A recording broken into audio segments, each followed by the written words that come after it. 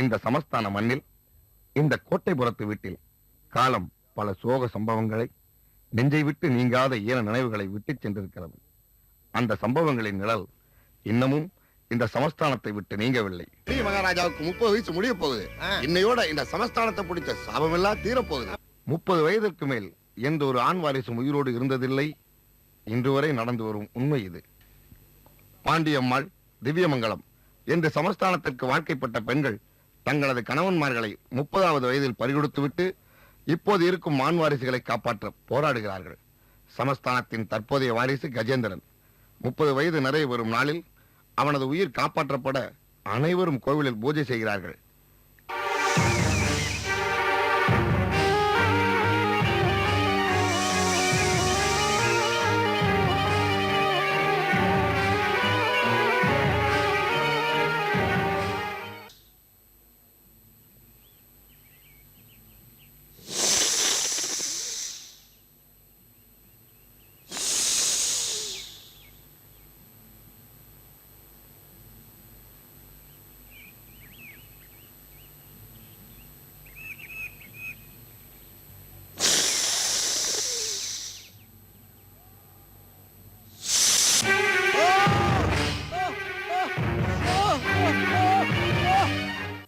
இந்த தலைமுறையிலும் 30வது வயது மரணம் என்ற சாபம் நிஜமாகிறது. வயிற்றிலே வாரிசை சுமந்து கொண்டிருக்கும் வளையாம்பிகைக்கு சமஸ்தானத்தின் ராஜகுரு திருமேனித்தேவர் ஆறுதல் சொல்கிறார். இளைய வாரிசு விஸ்வநாதன் 28வது வயதை நெருங்கிக் கொண்டிருக்கிறான். அவன் காதலி அர்ச்சனாவிற்கு விஷயங்கள் தெரிய வர நேர்ந்த மரணங்களுக்கு யார் காரணம் என ஆராய முற்படுகிறார். அவளது சந்தேக பார்வையில் சமஸ்தானத்து கணக்கு வழக்குகளை பார்த்து வரும் கார்வார், அரண்மனைக்குள் வேலை செய்யும் தில்லைநாயகம், உளியன், வடிவேலு, ராஜகுரு திருமேனி தேவர், டாக்டர் மற்றும் நூறுடி கூட்ட தலைவர் வீரநாட்டார் என அத்தனை பேர்களின் நடவடிக்கைகளையும் கூர்ந்து கவனிக்கிறாள். தனக்கு தெரிந்த விவரங்களை காதலன் விசுவிடம் சொல்கிறாள். பாயிண்ட் நம்பர் 1, பொண்ணா பிறந்தா அதுல ஒரு சிக்கல் இருக்கு. என்ன சிக்கல்? அதுக்கு 20 வயசு ஆகும்போது பிரச்சனை ஆரம்பமாகும். அது மூங்கில் பெட்டியை திறக்கும். அப்போ எல்லா ரகசியங்களும் வெளிச்சத்துக்கு வந்துரும். அதனால பொண்ணா பிறந்தா கொன்னுடுறாங்க. என்ன சொல்ற நீ? அதையும் மீறி உயிரோட இருந்தா அதை மாத்திடுறாங்க. இது உங்களுக்கு புரியலையா? பாயிண்ட் நம்பர் 2, சொல்லு. அந்த ஓலைப்பெட்டிக்குள்ள ஏதோ ஒரு ரகசியம் இருக்கு. என்ன? அதை நம்ம கண்டுபிடிக்கணும். கண்டுபிடிப்போம். வாரிசு தான் அவங்க பிடின்னு சொன்னா இப்ப நான் தான் அந்த வாரிசு. என்ன வச்சு அவங்க என்ன சாதிக்க முடியும்? உங்களுக்கு எந்த குறையும் இல்லைன்னா அவங்க பாக்குற பொண்ண நீங்க கல்யாணம் பண்ணிப்பீங்களா? மாட்டேன். இதுவே ஒரு சாதனை தானே விசு. சாபம் உண்மைங்கிற பயம் இருந்தா தானே நீங்களும் அவங்களுக்கு கட்டுப்பட்டு நடப்பீங்க. சமஸ்தானத்து சாபம் பற்றி தேவர் கூறுகிறார். ஒரு பொண்ணோட வேதனை பத்தி உனக்கு தான் தெரியும். வஞ்சி அம்மாவுடைய கதையை கேட்டீங்கன்னா அந்த சாபத்தோட ஆழமும் அகலமும் உனக்கு தெரியும். அது தெரிஞ்சாதான் அந்த தெய்வத்துக்கிட்ட தாலி பிச்சை கேட்கலாம். இந்த சமஸ்தானத்துக்கு வந்த எந்த பெண்களும் மருமகளும் அந்த காரியத்தை செய்யல. அதனாலதான் அத ஒன்ன பண்ண சொல்றேன். நீ அப்படி செஞ்சின்னா அவன் மனமிறங்கி உனக்கு தாலி பிச்சை கொடுப்பான்னு நான் நம்புறேம்மா. நம்புறேன். ஐயா, தயவு செஞ்சு அந்த கதையை சொல்லுங்க. அதுலதான் என் வாழ்க்கை இருக்குன்னா அதை நான் தெரிஞ்சுக்க ஆசைப்படுறேன். அது ஒரு சோக கதைமா. எனக்கு கூட அந்த கதையை சரியா சொல்ல தெரியாது. எனக்கு விஷ்ணு சித்தன்னு ஒரு சிநேகிதா இருக்கான். அவனுக்கு எல்லா விஷயமும் தெரியும். நாடோடி பாட்டு, தேம்பாங்கு பாட்டுன்னு எல்லாம் வெளுத்து கட்டுவான். அவன் ஒரு பெரிய கவிஞனும் கூட. இந்த பாழா போன அடிமை கூட்டத்துல பிறந்ததுனால உலகத்துக்கு அவனை பத்தி தெரியாமலேயே போயிடுச்சு. நீ போய் அவனை பாருமா. 3 தலைமுறைகளை கண்டு இன்னமும் வாழ்ந்து கொண்டிருக்கும் விஷ்ணுசித்தனை சந்தித்தால் இந்த புதிர்களுக்கு விடை கிடைக்கும் என்று அர்ச்சனா தன் காதலன் விசுவுடன் விஷ்ணுசித்தனை சந்திக்கிறாள். அந்த கொடுமையான சரித்திரத்தை சொல்லிட்டானா? ஒன்று விட அவன் எல்லா விஷயத்தையும் தேவர் சொல்லிட்டானா? அவர் தலைப்பு தான் கொடுத்திருக்காரு. கதையை நீங்க தான் சொல்லணும். உங்களுக்கு தான் எல்லா விவரம் தெரியுமாமே.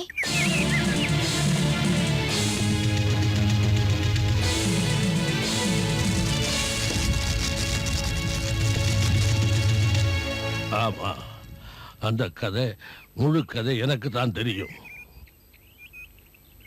விதி எழுதின அந்த கதை இருக்குதே, ரொம்ப கொடூரமானது. இந்த சமஸ்தானத்து ராஜாக்கள் கதை இருக்குதே, அதை நினைச்சா ரத்தமெல்லாம் உறைஞ்சு போகும். இப்படித்தான் அன்னைக்கு ஒரு நாள் வஞ்சியம்மாளை ராஜபிரசாதத்திற்கு வர சொல்லி ஆள் அனுப்பி இருக்கிறார்கள் மகாராணி, அதுவும் உடனடியாக. அந்த வஞ்சியம்மாள் மிகவும் தெய்வீகமான பெண். அவளுக்கு யாராவது தீங்கு செய்ய நினைத்தால்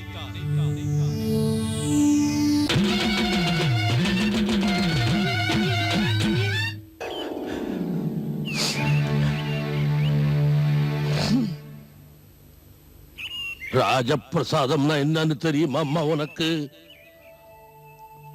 கேடு கெட்ட விஷயத்துக்கு பேரு ராஜப்பிரசாதம், கேவலமான விஷயத்துக்கு பேரு ராஜப்பிரசாதம், வெக்கங்கெட்ட விஷயத்துக்கு பேரு ராஜப்பிரசாதம், எச்சில் விஷயத்துக்கு பேரு ராஜப்பிரசாதம். இந்த ராஜாக்களோ கேவலமான எச்சில் விஷயத்தை பரம்பரை வழக்கம்னு சொல்லி தொடர்ந்துகிட்டே தான் இருந்தாங்க. ஆனா இந்த 100 குடி கூட்டமும் முட்டாள்தனமா அதை கௌரவம்னு நினைச்சு சந்தோஷமா ஏத்துக்கிட்டாங்க. பூத்த பூ மாதிரி இருந்த பூவாயினுடைய எதிர்காலத்தை பத்தி கொஞ்சம் கூட கவலைப்படாம பெத்த அப்பனே பெண்ண ராஜபிரசாதத்துக்கு கூட்டிட்டு போற கொடுமை இந்த சமஸ்தானத்துல தான் நடக்கும். போன முறை நான் தரிசனம் முடிந்து விட்டு திரும்புகையில் ஒரு கருநாகம் என்னை கொத்த வந்தது. அப்பொழுது அதன் தலையில் ஒரு மூங்கில் கிளை ஒடிந்து விழுந்து அந்த கருநாகம் இறந்து விட்டது. தாய்தான் என்னை காப்பாற்றினாள். அந்த மரத்தில் செய்த பெட்டிதான் இது. இந்த பெட்டிக்குள் புடவை, கருகமணி எல்லாம் இருக்கிறது. இந்த பெட்டி எப்பொழுதும் சன்னிதானத்திலே இருக்க வேண்டும். பூசாரி மகாராணி, இந்த பெட்டிக்கும் பூஜை நடக்க வேண்டும். அப்படியே செய்கிறேன். முத்துரங்கா, பெட்டியை கொடுத்து விடு.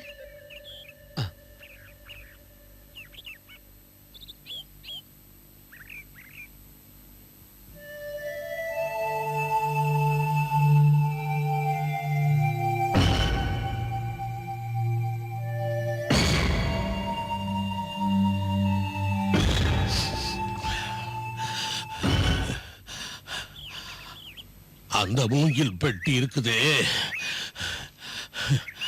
அதுதான்மா இன்னைக்கும் சமஸ்தானத்து பூஜை அறையில் இருக்கிற மர்ம பெட்டி.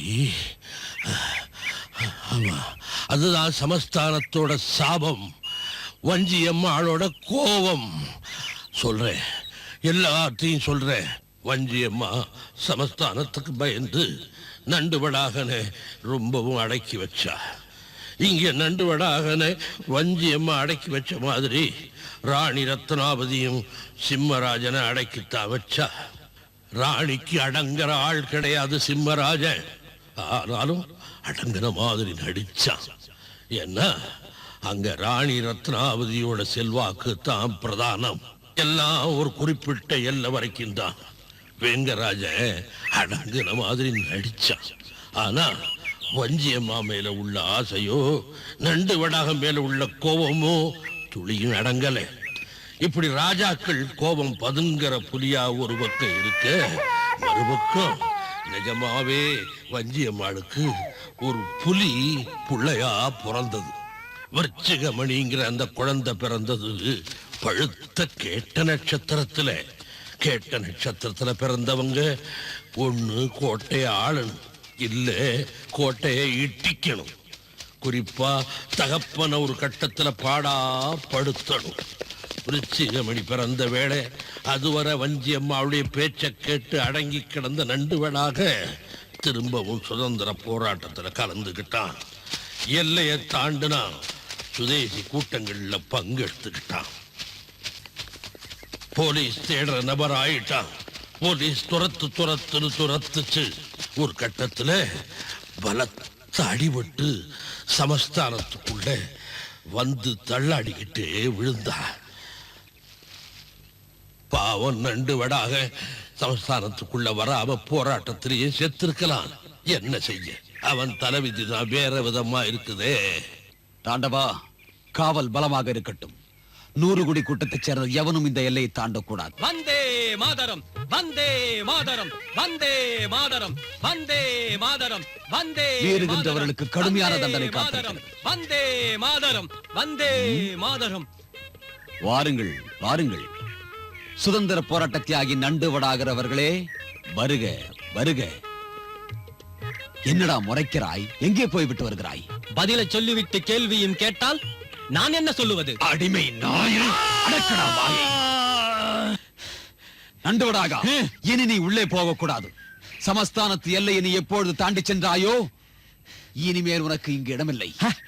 நண்டுவடாகா, மகாராஜாவின் உத்தரவை மீறி சமஸ்தானத்துக்குள் நுழைய முயற்சிக்காதே.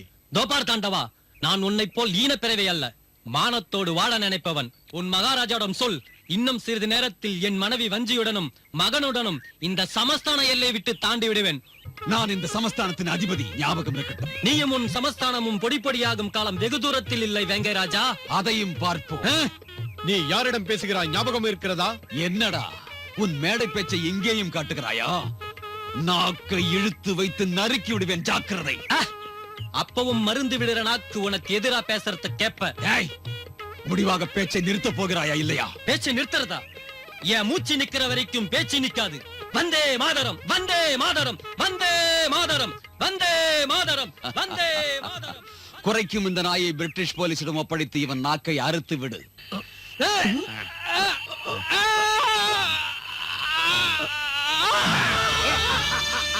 மகாராஜாக்களின் உத்தரவுப்படி இவனை உங்களிடம் ஒப்படைக்கிறேன். இத்துடன் என் கடமை முடிந்தது. அந்த பத்திரகாளியே நேர்ல வந்து நிக்கிற மாதிரி நிக்கிறியே, என்ன நடந்தது தாயி? சரியா, என் புருஷன் நாக்க இழுத்து வச்சு அறுத்துட்டான் அந்த சண்டால. என்னது, உன் புருஷன் நாக்க இழுத்து வச்சு அறுத்துட்டாங்களா? இந்த தாலி தான் என்ன மாதிரி பொண்ணுங்களுக்கு தெய்வம். நான் கேக்குற நியாயத்துக்கு அவ கூலி தந்தே ஆகணும். தரலன்னா அவ ஆத்தாவே கிடையாது. இந்த உலகத்துல சத்தியம், நேர்மை, நியாயம் எதுவுமே கிடையாது. எல்லாமே பொய், எல்லாமே பொய், எல்லாமே பொய். ஆத்தாவே கிடையாது.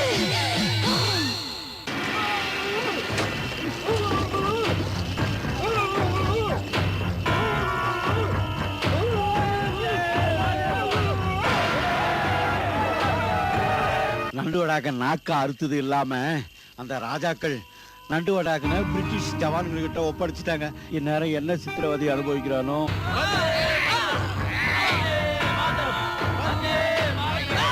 அந்த நண்டுவடாகனை சாகவிடக் கூடாது.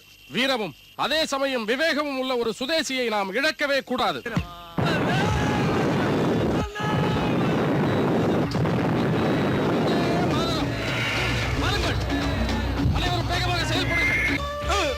கோட்டைப்புறத்து சமஸ்தான ராஜாக்களை கொல்ல வேண்டும்.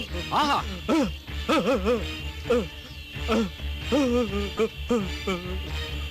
காளிங்கா, உன்னுடைய வீரமும் நண்டுவடாகா உன்னுடைய வேகமும் சேர்ந்தா அந்த ராஜாக்கள் சாவது நிச்சயம். நண்பா, உன்னோட நீண்ட நாள் லட்சியம் நிறைவேற போகுது. ஆமா காளிங்கா, அந்த ராஜாக்களோட முடிவுதான் நம்ம போராட்டத்துக்கு கிடைச்ச வெற்றி, சமஸ்தான அடிமைங்களுக்கு கிடைக்கப்பெற சுதந்திரம். ராயா, குழந்தைசாமி சொன்ன மாதிரி ராஜாக்கள் இந்த வழியா தான் வரணும். காளிங்கா, சிறிது கவனம் சிதறினாலும் காரியம் கெட்டுவிடும். மறைவான இடத்தில் எல்லோரும் ஒளிந்து கொள்ளுங்கள். கோஷ், குண்டுகளை தயாரான நிலையில் வைத்துக்கொள். அச்சா, டீக்கே.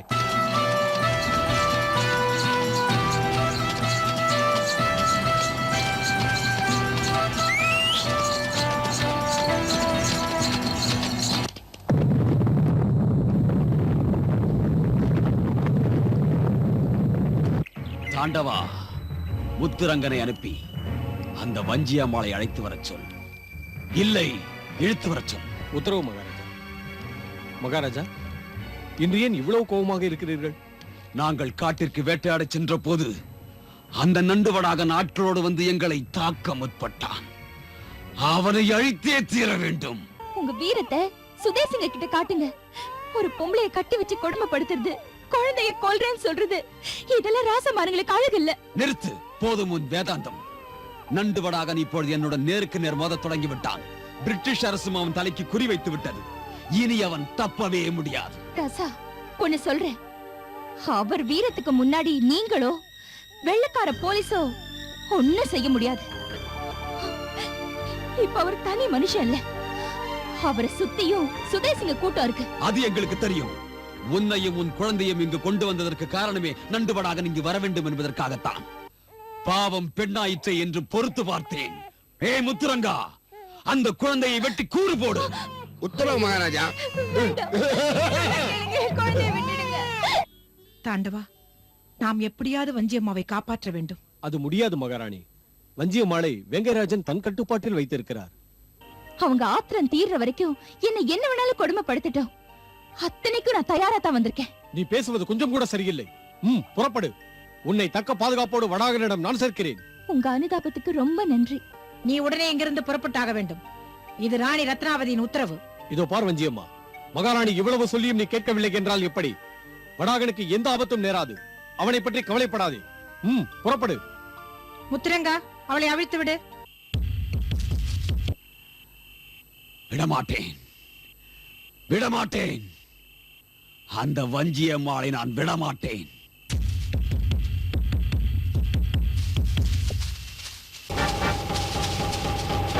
அடியுங்கள் எல்லாரையும்.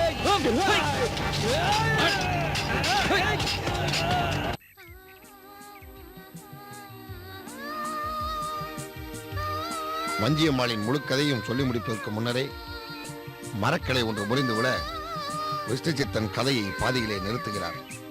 கோட்டைபுரத்து வீட்டின் 30 வயது மரணங்களுக்கு காரணம் சதிகளா, வஞ்சியம்மாவின் சாபமா? இந்த கேள்விகளுக்கு விடை விஷ்ணுசித்தன் மீண்டும் பேச வேண்டும். கோட்டபுரத்து வீடு அங்க கொடி பறக்குது பாரு. கோட்டபுரத்து வீடு அங்க கொடி பறக்குது பாரு.